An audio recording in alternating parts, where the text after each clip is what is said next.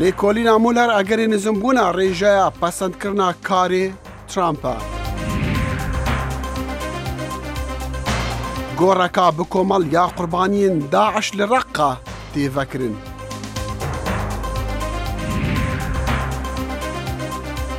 و ئەمێ وا ببن ناوباغێکی هەموو دەمێن ساڵێ دارێن وی شینن.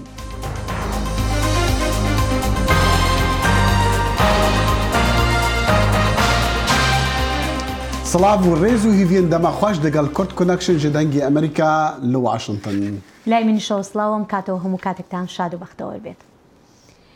دواترین مەراسیمی پرسەی سەرۆک جۆرج H.W. لەو ستانەدا بەڕێوەچوو کە ژیانی سیاسی خۆی لێوە دەست پێ کرد و هەر لەوێش بە خاک سپێردرا. تەرمی 41مین سەرۆکی ئەمریکا گەڕێنرایەوە بۆ ستانی تەکساس، واتە ئەو ستانەی لە ساڵانی 60ەکانی سەدەی ڕابردوودا نوێنەری بوو لە کۆنگرێسدا. گواستنەوەی تەرمی جۆرج بوشی باوک بە شەمەندەفەر دیمەنێکی دەگمەنی 50 ساڵی ڕابردووە و بووە مای کۆبوونەوەی خەڵکێکی زۆر لە دەوروبەری هێڵی شەمەندەفەرەکە بۆ دوا ماڵاوایکردن لە 41مین سەرۆکی ئەمریکا. سەرۆک ترامپ ڕەخنەیە نزمبوونا ڕێژەیە پەسەندکردنا کارێ خوا دناوگەلی ئەمریکیدا دێختەستۆی لێکۆلینا ڕۆبەرت مولەر سەبارەت دەستی رووسیا دە هەڵبژارتنین سەرۆکاتیە ئەمریکادا. ئێریشا داوی یا سەرۆکی هەڤدەمێ نێزیک بوونا ئەشکەرەکردنا زانیاریان لەسەر دوو ئالیکارین ویە برێڤەبەرێ کەمپێنا ویە سەرۆکاتیە و پارێزەری ویە تایبەت. ده هجمارکا تویتاندا سەرۆکی ئەمریکا دۆنالد ترامپ رەخنە لە لێکۆلەرێ تایبەت لەسەر دەستێوەردانا رووسیا دە هەڵبژارتنین سەرۆکاتیە ئەمریکادا یان ساڵا 2016 ڕۆبەرت مولەر و مایکل کوهن پارێزەرێ ویە بەرێگرت. ئەپرسەکرە ئەگەر بۆ لاوازیە ئاستێ پشتگیریاوی کۆنەها بڕێژا 43 سەدەیە. سەرۆک ترامپ هەردەم رەخنە لە لێکۆلینێ دەگرتن و دبێجتن ئەڤە بۆ وڵاتی خراپە. دوێ لێکولینێدا ملیۆنەها دولار هاتنە خەرجکردن. دەستێوەردان چێ نەبووە. دڤیا دەستێوەردان هەبا دا لێکولین بێتەکردن. ئەس باوەڕ دەکەم ئەڤە خراپە بۆ وڵاتی و شەرمەزاریە. جاوارێ دێتەکردن دۆزگەرییا گشتی هێرکاریان دی لەسەر درێوێن ڕێڤەبەرێ بانگەشا هەڵبژارتنên ترامپی پۆل مانافۆرت دەگەل لێکولەران ئاشکرا بکرد. هەروەسا جاواریە ئاشکراکردنە ئاستێ هەفکاریە پارێزەرێ ترامپی مایکل کوهن دێتەکردن. شروعکاری قانونی داگ سپنسر دبیجتن لێکۆلین بەرێبەرێتیا ڕۆبەرت مولەر بەهێز دەبێت. Ez bawer dikim herdem armanc eşkerebûna pêwendiya bangişa hilbijartina û çalakiyên Rûsya bûn û pisyara duyê dê çi bibe eger pêwendiyê serok bi xwe jî hebin. Biryare li hejdeyê vê mehê Michael Flynn şîretvanê beriyê parastina niştimaniya Amerîka di rêveberiya serok Trump da li berdem dadgehê rawestet. پشتی سالکه ji pênasînkirinê bi guneha xwe ku nerastî gotine FBI li ser destêwerdana Rûsya û her ji wî demî ew hevkariyê digel lêkolîna Muller diket. Dozgerê giştî pêşniyaz dikit Michael Flynn neîte zîndanîkirin li ser hevkariya wî digel lêkolînê ku Chris Edelson ji zanîngeha Amerîka dibêjitin lêkolîn encaman bi dest vetînet. Ev ne du mahî pêînan e û van nizîkane bi dawî nayet. Ez bawer dikim biryarên gunehbarkirinên dî hebin ji ber ku çendîn kesên dî dest divê pirsêda hene. Renga lêkolîn bigehne qonaxeka here pêşkeftî li dema serok Trump amadekariyan bû gera duwê ya hilbijartinên serokatiyê dikit we li gor şirovekar Tom DeFrank. Muller kêşeyeke bû Trump û serok Trump vê dizane ji ber wê yekê gelek hawar dike. Hêşta zor maye li demên bê em ê bizanîn. General û şîretvanê berê parastina niştimanî Michael Flynn wê divê mehêda li berdem dadgehê rawestit û renge heta 6 mehan bête cîzakirin li ser nerastiyên gotîne FBI derbareyê danostandinên wî digel balyozêya Rûsya. پێدەچێت ڕۆژی دووشەمە لە سیناتی ئەمریکادا دەست بکرێت بە تاوتوێکردنی بابەتێک کە بە پێچەوانی خواستی کۆشکی سپێوەیە و هەروەهاش بۆ ناچارکردنی بەڕێوەبەرایەتەکەی سەرۆک ترامپە تا لە پشتیوانیکردنی شەڕی بەسەرکردایەتی عەربستانی سعودیا لە وڵاتی یەمەن دەست هەڵگرێ. هۆکاری ئەم هەوڵەش لە سیناتدا دەگەڕێتەوە بۆ ئەو هەستەی لە نێو یاسادانەرانی هەردوولانی کۆماری و دیموکراتەکاندا هەیە بۆ سەرزنشکردنی عەربستانی سعودیە لەسەر کوشتنی ڕۆژنامەوان جەمال خاشقچی. کورد کۆنێکشن میواندارێتی خەسرە وەڵماسی بەڕێوەبەری گشتی نێوەندی ڕاوێژکاری میلینیۆم دەکات بۆ باسکردنی ئەم هەڵوێستەی یاسادانەرانی ئەمریکا. کا خسرە و سەرەتا سوپاس دەکەم بۆ ئامادەبوونت لێرە دەمەوێت یەکەم پرسیار بۆ دەست پێ بکەم ئەمە یەکەم جارە با بڵین هەوڵێکی بەو شێوەیە دەدرێت لە ناو کۆنگرێسدا کە ڕێگە لە با بڵین ئەمریکا بگیرێت کە پشتیوانی چەکداری با بڵین پشتیوانی چەکداری خۆی لەو شەڕە ڕابگرێت تۆ پێت وایە سینات دەتوانێت لەم کارەیدا سەرکەوتوو بێت؟ بەڵێ وەک جەنابەت ئاماژەت پێکرد یەکەم جارە کە کۆمەڵێک سیناتۆر دوای ئەو جۆگرتنەی کە سەرۆکی CIA لەم هەفتەیەدا لە سێنا بۆی ریپۆرتێکی پێدان یەکەم جارە کە هێندێک لە سیناتۆرەکانی کۆماری خوازیش دەستنە پاڵ سیناتۆرەکانی دیموکراتەکان بۆ ئەوەی کە لە پرۆسەی کوشتنی لە دۆسەی کوشتنی جەمال خاشقچی بەرژەوەندیەکان فیدای ببوورە بەهاکانی ئەمریکا فیدای بەرژەوەندی ئابوووریەکان نەکرێت. بەڵێ باشە لە ڕەوشێکی وهای ئێستای ڕۆژهەڵاتی ناوەڕاستدا تۆ پێت وایە ئەمە کارێکی ئاسان دەبێ بۆ وڵاتە یەکگرتوەکانی ئەمریکاگەر دەستبەرداری هاوپەیمانێکی سەرەکی وەکو عەرەبستانی سعودیە بێت؟ بەڵێ لەو لاشەوە کۆماریەکان وەک لایەنی دووەمی ئەم پرسە ئەوان ئاماژەیان بۆداوە کە عەرەبستان هاوپەیمانێکی وەک هاوپەیمانێکی استراتیجیک پێویست ناکات مەرج نییە بەرژەوەندیەکانمان هاوبەشە لەگەڵی ڤالیۆکانیشمان یا باکانیشمان هاوبەش بێت کۆمەڵک بەرژەوەندی هاوبەش هەیە لە نێوان ئەم دوو وڵاتەدا کەوا دەکات دەستبەردابوون لە سعودیە بۆ ئەمریکا ئاسان نەبێت لەوانەدا بەرژەوەندیەکانی لە بواری ئاسایش و هەواڵگری و سیاسی و هەروەها ئابووریش. بەڵێ کا خسرە و کاتێک با بڵین ئەمریکا پشتیوانی لەو با بڵین هەڵمەتەی عەرەبستانی سعودیە کرد بۆ با بڵین بۆ شەڕی یەمەن ئەو کاتە یعنی زۆرێک لە چاودێرانیش پێیان وایە ئەمە هەنگاوێکی ئەمریکا بوو تا با بڵین ڕێگە لە پاوانخوازیەکانی ئێران بگیرێت لە ناوچەکەدا و بە تایبەتی وەک دەڵێن ئێران ڕۆڵێکی زۆری لە یەمەندا هەیە باشە ئەگەر هەوڵێکی وا بدرێ و ئەمریکا ئەو پشتیوانی خۆی بگێڕێتەوە تر پشتیوانی عەرەبستانی سعودیە نەکات لەو شەڕەدا پێت وانە ئەمە با بڵین وا ئەکات کە جموجۆڵەکانی ئێرانیش لە ناوچەکەدا زیاتر بکات؟ بە پێچانەوە لە بیرمان نەچە ئەمریکا چەمانگ لەوە پێش لە ڕێکەوتنامەی ناوکیاتۆتە دەرێ و ئێرانی ئەوڕۆکە ئێرانی چەند ساڵێک لەمەوبەر نییە ئەو دەست ڕۆیشتوی جارانی نەماوە و بە تاوەتی لەباری ئابووری و ئەمنیەوە لاواز کراوە و کەمپینێک دەست پێکراوە لە ئێستادا کە لە بەرنامەی موشکەکەی ئێران بەرتەسب بکەنەوە کە تەنیا بەرگێکی کارتێکی گوشارە کە بەدەست ئێرانەوە هەیەەوە و هەڵمەتە دەستی پێ کردووە و ئەمریکا زەختێکی زۆری خستۆتە سەر هاوپەیمانەکانی لە ئەوروپا کە گەمارۆ بەسەر ئێراندا بۆ بەرنامە موشکیەکەی بسەپێنن. بەڵێ باشە ئەگەر هاتوو سەرۆک ترامپ با بڵین قایل نەبوو بە سزادانی عەرەبستانی سعودیە لەسەر کوشتنی جەمال خاشقچی پێت وایە کۆنگرێز لەو کاتەدا چه هەنگاوێکی تر دەگرنە بەر؟ ناتوانین بەڕهای بڵین سەرۆک ترامپ هیچ هەنگاوێکی دەناوە ئەو دەڵێ هیچ بەڵگەیەکی سەلمێنەرمان نییە کە شازادەی جێنشین بەڵام لە دوایین با بڵین دانیشتنی ژمارەیەک لە سیناتۆرەکان وەکو ئاماژشمان پێکرد کە تەنانەت سیناتۆرەکانی خودی پارتەکەی سەرۆک ترامپیشی تێدا بوو دەڵێن کە با بڵین بەڵگەی حاشا هەڵنەگر هەیە لە بەردەستیان کە شانشینی جێگرەوەی عەرەبستانی سعودیە دەستی هەبووە لەم کوشتنەدا. بەڵێ ڕاستە خۆی گرێ کوێرەکە لێرەدایە ئەو ریپۆرتە کە سەرۆکی CIA دای شتێک بە سیناتۆرەکان ئەو شتە لەو کاتەوە ئێستا نەمان بیستوە سەرۆک ترامپ لێدوانێکی دیکە بدا پێش ئەوە ئەو کۆمەڵێک هەنگاوی دیکەی نابوو کە لیستەی ئەو 17 کەسەی کە گومان دەکرێت دەستیان هەبوو بێت لە کوشتنی ڕۆژنامە نووسەکە ئەوانە خراونەتە لە ئیستی ڕەشی ئەمریکا و بۆ گەمارۆدان و دەستگرتن بەسەر حیساب و ئەکاونتەکانیاندا هەروەها ڕاگررتنی یارمەتی سەربازی بۆ فڕۆکە شەرکەرەکانی سعودیە لە شەڕی یەمەندا پێشتر ڕاگیراوە یعنی ئێستا فڕۆکە شەرکەرەکانی ئەمریکا یارمەتی فڕۆکە شەرکەرەکانی سعودیا نادن ئەوانە چێتە چوارچێوی هەنگاوانەی کە ئیداری ترامپ دەستی پێکردو بەڵام لەبەر بەرژەوەندی ئابوووریەکان کە بۆ سەرۆک ترامپ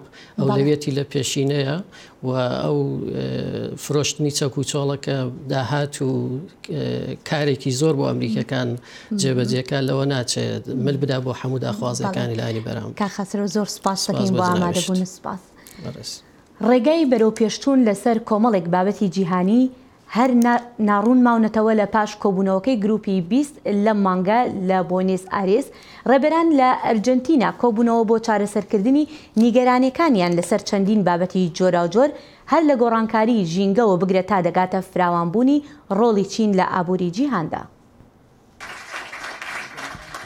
دهلجوینا ئابووری یا گێبیستاندا بریارە پەیمانێک نو یا بازرگانی di navbera Amerîka, Meksika û Kanadada hat dayîn. Heke peyman ji aliyê kanûnda nerin her sê welatan ve were erê kirin, ev ê cihê peymana naftayê 1993 bigire ku Serok Trump ev gelek caran rexne kiribû. De hevpeyvînek bigirête van sustan re ji dengê Amerîkayê Trump got ku peymana nû bi şiyarawîna berê her tiştî Amerîkayê re li heftê. Divê em di Kongresê de erê bikin. Eger were erê kirin ku ez bawer dikim ev ê gelek baş be. Ger nê erê kirin em ji peymana heyî jî razî ne. Dihilcivînê de pêşketinên nû li ser guhertina klîmayê pêk nattı. Hezîrana 2017 da Trump Amerîka ji bo peymana klîmaya Parîsê vekşand ku di 2015 da dibin rêveberiya Obama'da hatibû îmzêkirin. Li Buenos Airesê Trump carek din peyman bi tundî rexne kir. Ez divê cîhanê av û hewa herê paqij û zelal dixwazim. Em di warê parastina jîngehê de gelek bi serkeftîne û ez ji wiha dixwazim. Lê ez ê bi xatirê pêkanîna peymana Parîsê ziyanê nadim karsaziya Amerîka. Lê welatên din pêgirin ku qirêjiya gaza karbonê bi avayekî ber bi çav were kêmkirin. Wezîrê Aboriyê Singapûrê Heng Swee Keat ji dengê Amerîkayê ra dibêje ku we need to look at the scientific evidence. We need to. پێویستە ku em belgeyên zanistî binêrin, divê ku em çavdêriya pêşveçûna xebatên wan bikin. Min diyar kiribû ku em ê ji sala bê û şûn da baca karbonê deynin. Ji ber ku li gorî nerîna me divê em hemû tiştên ji aliyê xwe da sivîk bikin da ku bandûrê kêmtir bikin. Tevî xemên bo pêşveçûna berhemkariya berfirehiya Çînê piştî hilcivînê serokên Çîn û Arjantînê li ser berhemkarî û çandiniyê zêdetirê 30 peyman îmze kirin. Lê di dema hilcivînê da şerê aboriya di navbera Çîn û Amerîkayê bo demekî sekinî. Vezîr Heng dibêje ku ev bihêvî ye. Pêgirî ji her du aliyan da ku hewlên serkeftina di çareseriyê da didin, paşan di civînên ku dê pêk bihên û pêkhatinên dikarin bihên dest pêkirin û kar li ser wan bi şêweke sîstematîk û jîrane bêkirin dê gelek alî kar be. Hilcivîna aboriya Gebîstanya nû ev ê li Japonyayê di hezîrana 2019 da pêk were. Birêvebera kampanya herî mezina teknolojiya zanyariyên ya Çînê hatgirtin û rastî egerê veguhastinê dibe ji Kanada bo Amerîka. Polîsê Kanadî Meng Wanzhou li firokxana Vancouver bi daxwaz û hişdariya Amerîka girt. Tawanên li dijî wê hêşta ne diyarin lê rojname û televizyonên Kanadî dibêjin guman heye wê hewla şikandina toleyên Amerîka li ser Îranê daye. Çîn daxwaz dike ew bê azadkirin. Girtinavê jî hevdemê civîna Serok Trump bû digel serokê Çînê li civîna bilinda G20 li Arjentîna û ragihandina notrojên ragirtina şerê bazirganî di nêvbera her du welatan de. بەپێی راپۆرتەکان سەرۆک ترامپ ئامادەیە گوتەبێژی وەزارەتی دەرەوە هێدر ناورێت دەستنیشان بکات بۆ باڵێزی ئەمریکا لە نەتەوەی گرتوەکان. ناورێت پاش ئەرکەکەی لە کەناڵی تەلەڤیزیۆنی فاکس نیوز و کەناڵی تەلەڤیزیۆنی ABC چووە وەزارەتی دەرەوە. لە ژیاننامەی وەزارەتی دەرەوەی ناورێتدا دەڵێت کە ئەو کێشەکانی ناوخۆ و دەرەوەی ڕۆماڵ کردووە و وتوێژی لەگەڵ سیاسەتمەدارە باڵاکان و کاربەدەستانی لەشکریدا کردووە. ئەگەر دەستنیشانکردنەکەی پەسەند بکات بۆی هەیە لە دانیشتنی پشتڕاستکردنەوەیدا لەلایەن سینات ڕوبەڕووی کۆمەڵێک پرسیاری سەخت ببێتەوە. و کارکر و کارمەندên xwecihî termên qurbaniyên Komela Dewleta İslamî Daeş ji goreka bi Komal li nêzik Reqqayê derdê xwin û dibêjin hezaran termên çekdar û sivîlan têde ne. پەیامنێرمان لە ڕەقا ڕێبەر کالۆس سەردانی شوێنەکەی کردووە و ئەم راپۆرتەی بۆ ئامادە کردوین. پشتی rizgarkirina bajarê Reqa ji rêxistina Daişê gelek gurên Komel lên hatin dîtin. Ev der bi Parka Banorama de hat naskirin. Niha bi gora Banorama tê naskirin. Ku mezintirîn gora hatiye dîtin ta niha.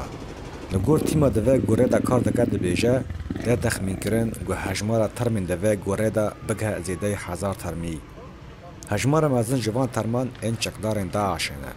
Lê termê jin û zarokan jî divê gorê de tên dîtin.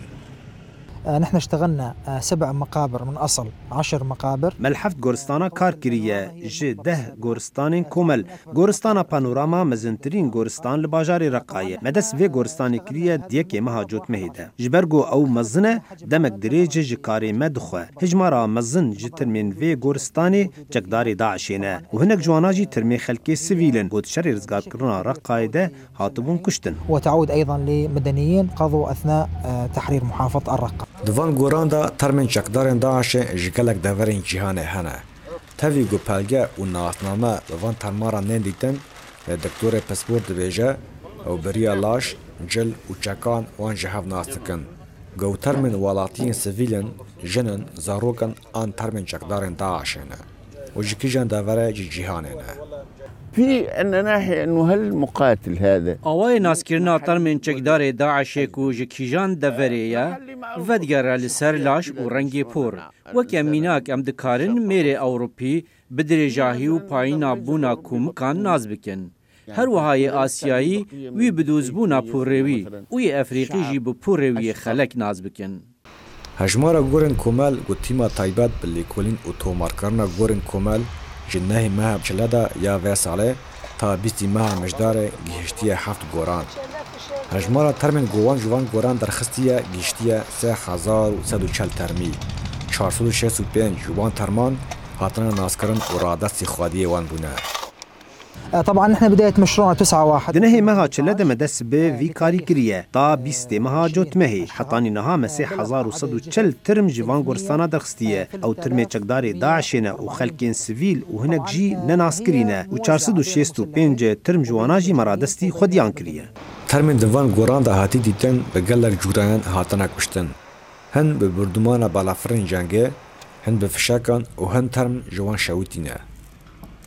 دبگو اف گورن کومل دهندر ناواندا پارێزگا ڕقا دا ئێن 4 ماهên dawê ji şerê rizgarkirina navanda bajêr be. Lê tê texmîkirin gu hejmara gorên Komal gu li ser destê Daişê qewimî bin di pêşerojê de bilind bibe. Ji ber beşek mezin ji welatiyên Sûrî ku li cem Daişê bûn ta vêga çaranûsa wan ne diyar e. Rêberkalo, dengê Amerîka, Reqqa. و ساڵێکی پشتی عراقیان دەرخستنا چەکدارن کۆمەڵا دەوڵەتە ئیسلامی داعش وڵاتی خوا ڕاگەهاندی تند و تیژی لێ دەڤەرن کو دەمەکی بنگەهین ئاسیین داعشێ بوون زێدە دەبن خەلکێ گشتی ژڤەگەڕیانە داعش دەترسن و دەبێژن ئەو هێشتا لە بیابانên باشوور و دەڤەرên دیژی مانە و ئێریشین خوێنی دەکەن ئەو هشداری دەدن کو ئەگەر ئالۆزیên تیرەیی و کریزên ئابووری لە عێراقê چارەسەر نەبن ئەو کۆمەڵ جارێکادی دێ سەری هەلدات. کۆمەڵا دەوڵەتە ئیسلامی داعش تەرمێن دەهان هەزار قوربانین خوا هاوێتنە ناو vê cokê da ya dibêjnê xefsa. Dema Daeş ji vê deverê hatî derxistin wê jimareka zêdeya bomban jî çandine û kar bi dest dibêjin ew li demekî zû naên hilanîn. Heather Murdoch peyamnêra dengê Amerîka ji wir de axeft.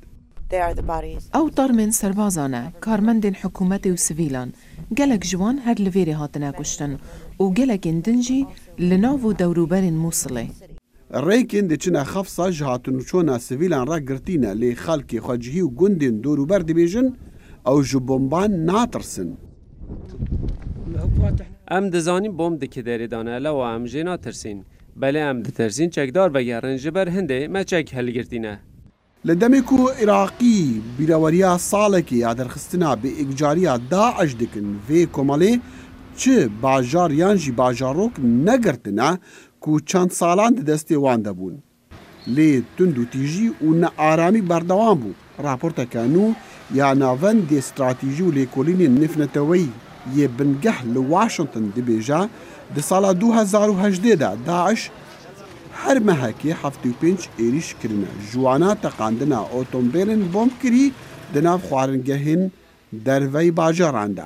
Li Mehaborî wan 8 kes kuştin û 20 dî birîndar kirin. Ew hatin xwarinê bixwin û niha mirîne. Xelek dibêjin êrîş û teqînên nû hestê bi aramiya rewşa ewlehiya Mosulê nehiştiye. Ev bajar 3 salan paytextê Komala Dewleta İslamî bû. Şareza dibêjin pêngavên giring ji bo aştiyek dirêjdem nehatine avêtin. Heta niha hinek rendek nehatine paqişkirin, tund û tîjiyên tîreyî zêde dibin û biyabanên firehên Iraqê hêşta hewangehên veşartina tund rêyane. Wan car caran êrişî hikûmetê dikir ji demê Amerîka Saddam Hüseynê diktator li sala 2003 ji desthilatê derxistî. کاتێک لەم ساڵدا سەرۆک داناڵد ترامپ ئۆرشەلیمی بە فەرمی وەکو پایتەختی ئیسرائیل ناساند و بڕیاری گواستنەوەی باڵێۆزخانەی ئەمریکای لە تێل ئەڤیڤەوە بۆ ئۆرشەلیمدا ئیسرائیلەکان زۆر ستایشیان کرد و فەڵەستینەکانیش دژی بوون. بڕیارە ئەمریکی ji بۆ تێکەڵکردنا باڵێۆزخانە کەڤن یان قونسڵخانە کەڤن دەگەل باڵێۆزخانان و فەڵەستینی بتر ئازراندنە. بڕیارەکە شەپۆلێکی نوێی تووڕەیی بەرپا کرد. ئەو گواستنەوەیە بۆ فەڵەستینیەکان لاوازبوونێکە بۆ پەیوەندیەکان و برینەکانیان قوڵتر دەکاتەوە. دوای ئەوەی ویلایەتە یەکگرتووەکانی ئەمریکا بڕیاریدا باڵێۆزخانەکەی لە شاری ئۆرشەلیم بگوازێتەوە.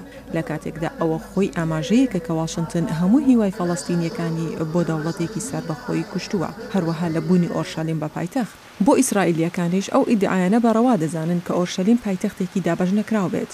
ئەو بڕیاری کە واشنگتن لە مێژەوە دابووی لە کۆتاییدا سەرۆک ترامپ جێبەجێ کرد. باڵێۆزخانەی نوێ بۆ دەوڵەتی جوولەکە لە توانای قونسڵخانەی ئۆرشەلیم کەم دەکاتەوە کە هەمیشە وەک خاڵێکی پەیوەندی ڕاستە و خۆ بووە لە نێوان فەڵەستینیەکان و واشنگتندا. ئێستا لە ڕێگەی باڵێۆزی ویلایەتە یەکگرتووەکانی ئەمریکا دەیڤید فریدمانەوە ئەو کارانە جێبەجێ دەکرێن. ئەو هەنگاوە زۆرێک لەو کەسانە هەندەدات کە دەیڤید فریدمان بەلایەنگیری بۆ ئیسرائیل تاوانبار دەکەن. تووڕەیی و نائومێدی و بێهیوابوون لەناو عەرەبەکانی ڕۆژهەڵاتی شاری ئۆرشەلیمدا پەیامێکی ئاشکرا دەگەێنێت. ئەوە هەواڵێکی زۆر ناخۆشە بۆ فەلەستینەکان. کونسولخانەی گشتی کەناری ڕۆژاوای ناوچەکانی فەلەستینی هیچی تر لەوێ نابێت، واتە چارەسەرکردنی دوو دەوڵەتی و دوو پایتەختی لە مەودووە لێرە نامێنێت. جوولەکەکانی ڕۆژئاوای شاری ئۆرشەلیم نکۆڵی لەوە ناکەن کە بڕیاری واشنگتن لێدوانێکی سیاسیە، بەڵام لەگەڵ ئەوەشدا بڕیارێکی پراکتیکیشە.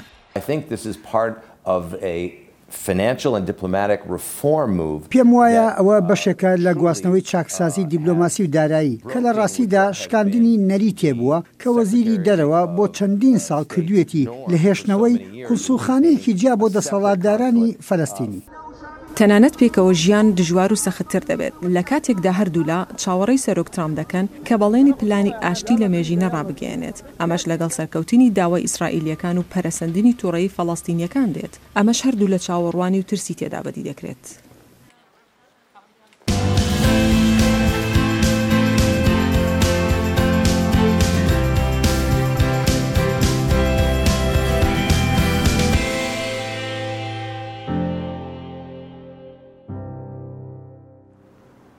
هەر ساڵ بە هەزاران خەڵک سەردانا باغێ بۆتانێک لە واشنگتن دەکەن ji بۆ دیتنا دار و خەملاندنên کریسمسی و دار و شینکاتiyên وەرزی divî باغیدا سەدان دار و giya هەر شینن لە هەموو دەمن ساڵێ.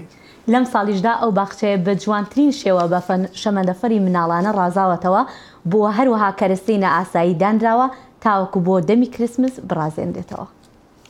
کەش و هەوا لە دەرەوە لە واشنگتن ساردە، بەڵام بۆ چێژبینین لە وەرزی کریسمسدا لە نێو باخچەی ڕووەک هەست بە تشکی گەرمی دەکەیت. ئەم ساڵ باخچەکە نمونەی هاوشێوەی 31 وێزگەی مێژووی شەمەندەفەر لە وڵاتە یەکگرتووەکانی ئەمریکا لە خۆ دەگرێت، ئەوانەی لە میانەی ساڵانی 1970ەکان هەتا 1970 بنیاد نرابوون. لە ڕاستیدا شەمەندەفەرەکان بۆنەی کریسمس دەجێڕن بۆ کەسانی هەر لە تەمەنی 2 ساڵانەوە بۆ 92 ساڵ.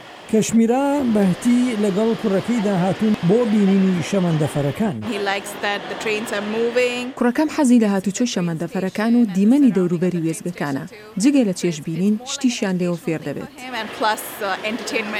نمایشی سەرنجڕاکێش وە بیرهێنەرەوەی ئەو مۆدێلە ناودارانەی شەمەندەفەرن ئەوانەی بۆ 50 ساڵی سەدەی ڕابردوو بەژێر درەختەکانی کریسمسدا دەخولێنەوە. لەگەڵ ئەوەی کە ڕەنگە شەمەندەفەرەکان ئەزمموونێکی نوێ بن بۆ منداڵان هاوکات وە بیرهێنەرەوەشن بۆ ئەوانەی کە تەمەنیان هێندە دەبێت ئەو شەمەندەفەرانیان لەیاد بێت. بڕوام وایە کە ئەم شەمەندەفرانە لە ویلایەتە یەکگرتووەکانی ئەمریکا هەمێک وابەستەیی بە سەردەمێکی ئەندێشەیەوە هەیە. شەمەندەفەر شتێک نییە چیتر هەموو کەسێک هەموو کاسواری بێت، هەر بۆیە زیاتر پەیوەستە بە حەزەوە.